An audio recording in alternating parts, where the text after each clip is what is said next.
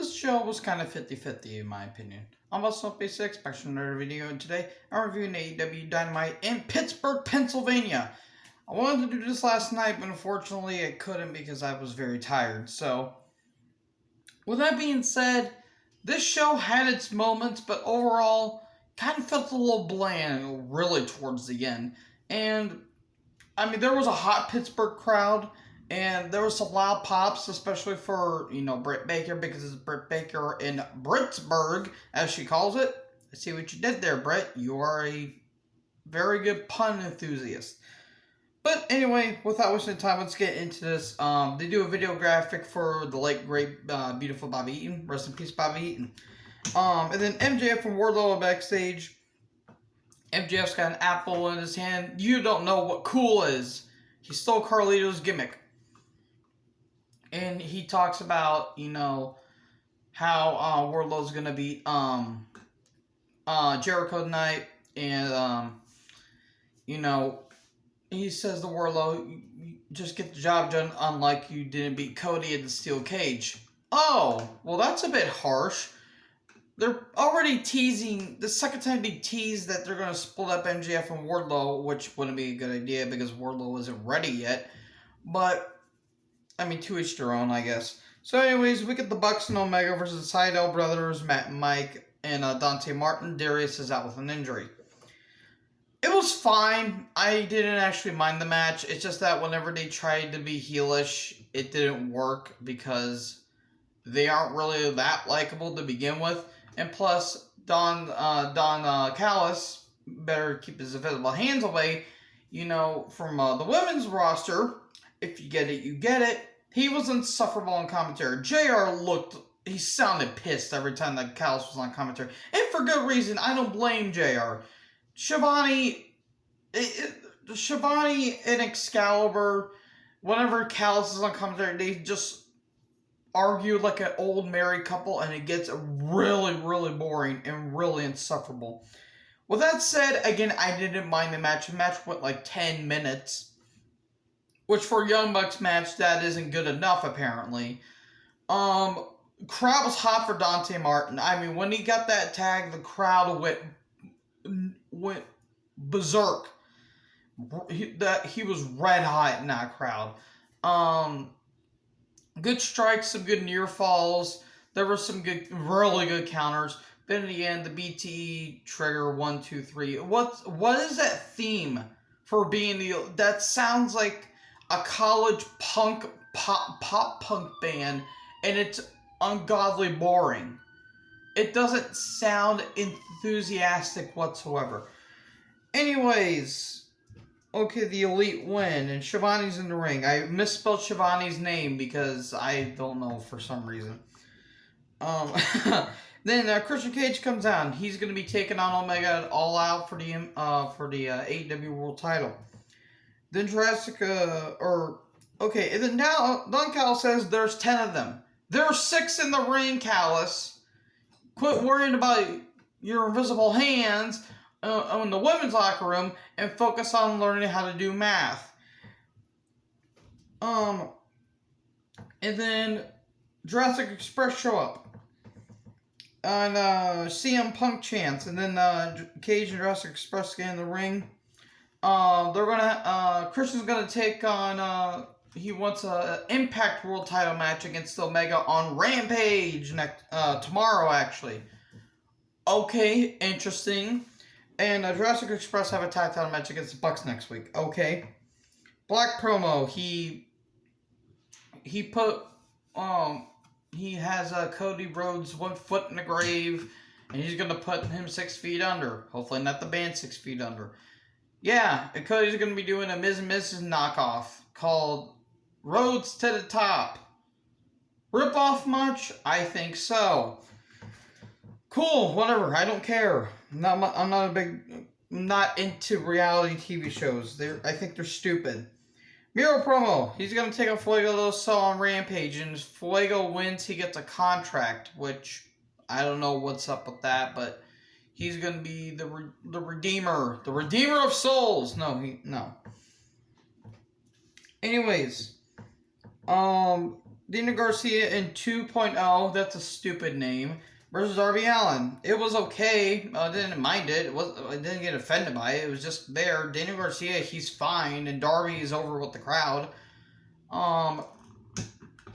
That coffin drop into a chokehold, that was pretty cool. But in the end, coffin drop 1, 2, 3. And then 2.0 attack, but Sting and Darby fight back, and they're going to have a tornado tag next week. Okay. If it sounds like you didn't care about the show, it's because parts of it I did, but a lot of times it was just kind of there. Anyways, Death Triangle are backstage. And, Pac talks about Andrade and Chavo. He, challenges Andrade to All Out. Okay. I don't care about this feud, but I will be looking forward to that match. Anyways, we got Wheeler Yuta, Chuck Taylor, and Orange Cassidy versus Private Party and Matt Hardy. Oh, Lord, this match was not good. I was on the phone with my good buddy Matt. Him and I were watching the show, and he thought this match was sloppy, and it was pretty boring, and I can agree to that. This match was not good. Not a good match. And it was a trios match, which, okay, Yuta hit a rolling German suplex, which was pretty good, and then he pins one of them, but one of them tagged, I think Mark Quinn was getting pinned, and then Cassidy hit a splash, and yet the ref still counted while Wheeler and Quinn weren't the legal men. So I got confused on that logic. So anyway, match still goes on, and then in the end, Twist of Fate, 1, 2, 3. Cool, I don't care. Well, during the match, Nyla Rose attacked Chris Statlander after Statlander and the Bunny got involved in each other. Anyways, Jack Evans also attacks Orange Cassidy during the match, but I didn't care enough to, talk about it. Anyway, Dasha with Andrade and Chavo backstage. Talking about Pac and all that stuff. Then we get a Proud and Powerful, Santana Ortiz and FTR. Then said that, there will be blood on the hands. Well, Cash Wheeler already spilled blood. Jesus Christ, that was bad. That was not good. They showed that. Oh, God, that was not... I get wincy every time I see that. So, yeah, hopefully Cash is okay, and I think he's doing fine, but oh my Lord, that looked bad. Whenever they're ready, they'll fight again. Hopefully, maybe by All Out, they'll probably do it, but I digress. Anyways, Statlander versus Nyla Rose. It was okay, I guess. There was a nice shooting star press on the outside. Nyla goes for the knee drop, but then Statlander does a handstand, and then Rose just speared her, which was pretty cool. And then on the outside, Vicky just shrieks. It sounded like a pterodactyl that got kicked in the sack every time Vicky screamed. It sounded like nails on a chalkboard or when you scrape a fork on a plate. Oh my God. And Cassie's doing this. I thought that was pretty funny. But in the end, powerbomb out of the corner, and then area 415 or area 451, 1, 2, 3. Okay, that shocked me. I thought Nyla was going to get the win, but okay. Nothing against Statlander. I just thought that Nyla was going to take the win. Then the Young Bucks and Color are backstage to do bullshit comedy, and all that stuff, because it's the Young Bucks. I don't care about the Young Bucks. Then Jurassic Express show up. They do stupid comedy where they say that's a technical foul because they're trying to play basketball.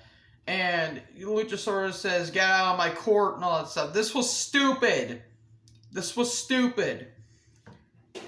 Velvet and Britt Baker video package. Then Shivani's in the ring, and then Britt Baker comes out to a huge pop, and Tony says, get your towels ready. The terrible towels all over the place.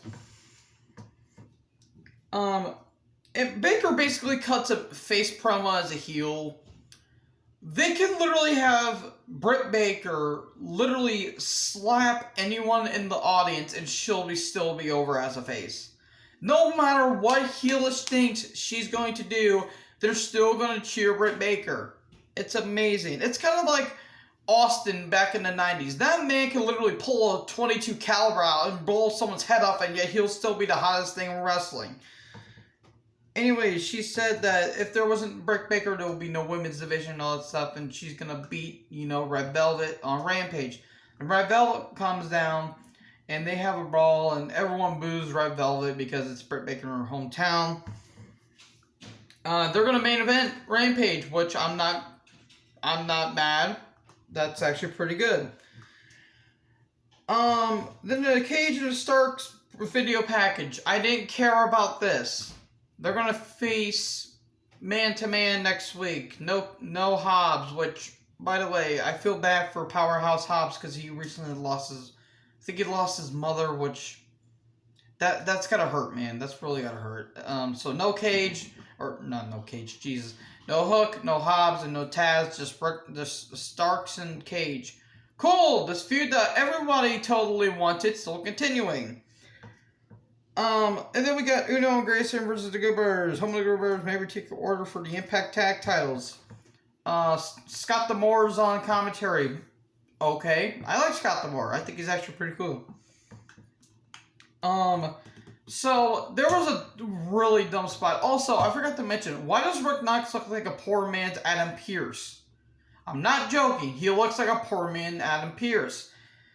So there was this dumb spot where Cutler interferes and grabs Uno's foot, and Uno just flops onto the apron. That was a stupid spot. And then Cabana punches, Cutler in the face with the mask, and they try to do stupid comedy, and then Kazarian beats the god out of Cutler, and then Shivani says one of the best lines I've heard. Why wouldn't somebody do that to Don Callis? Thank you, Shivani. I couldn't have said better myself. I just didn't care about this match. In the end, they go for the fatality, but Gallows throws one of the belts in the ring, and then the gun stun, and then Magic Killer 1, 2, 3. Cool. I didn't care about this match because I don't care about the Good Brothers. Uno and Grayson are fine. I just don't care about the gimmick. Anyways, we got a Camille video package. She's going to be taking on Layla Hirsch on NWA Power, I think, next week. Which I'll be all for because I like Layla Hirsch. She's got a good look, and I like Camille. Anyways, Tony Schiavone, Aaron Solo, and QT Marshall in the ring. And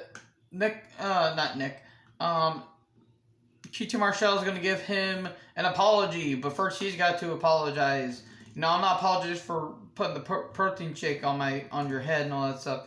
And they said, Nick grabbed his son. His son was just randomly there. Chris Schiavone, okay? I swear he looks like somebody that's part of Florida Georgia Line, and it's very distracting. That or somebody from the Zac Brown band. Anyways, country artists look-alike aside, then they punch Chris, and then Tony apologizes, but, they say that's not good enough, and then, well, it's the big show. Paul White comes down. Cool. We would love to see, Paul White versus QT Marshall in 2021, do we? No, we don't. Choke slams Aaron Solo. Who was this for? Jesus Christ. Anyways, Wardlow versus Jericho.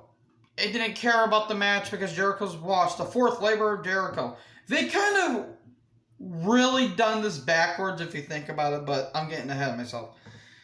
Anyways, Codebreaker were to kick out at 1. They tried to make it where Wardlow was indestructible. But in the end, he gets hit with the bat, and then the Judas Effect 1, 2, 3, and then a whole shebang comes out. Sean Spears comes out, then Sammy Guevara attacks him because we're going to have that match next week again, plus a major announcement. And then MJF attacks Jericho, hits an armbar, and then Wardlow just throws Sammy like a freaking rag doll, and then Hager comes down, so the most uninteresting person out of this whole feud, if you could think about it, and you have Sean Spears involved.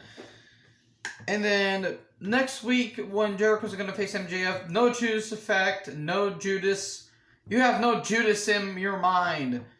So, okay, whatever. Don't care about this feud, and I don't care about this. Which sucks because I love MJF. The show was kind of there. It wasn't bad, it was just kind of there. So anyways, what did you guys think of this episode? Did you like it or did you not like it? Let me know in the comment section below. What did you guys think of the show? Let me know in the comment section below. I already said that. Anyways, make sure to like, comment, subscribe, join the herd, tap the bell for more notifications. I'll talk to you guys in the next video. Peace out.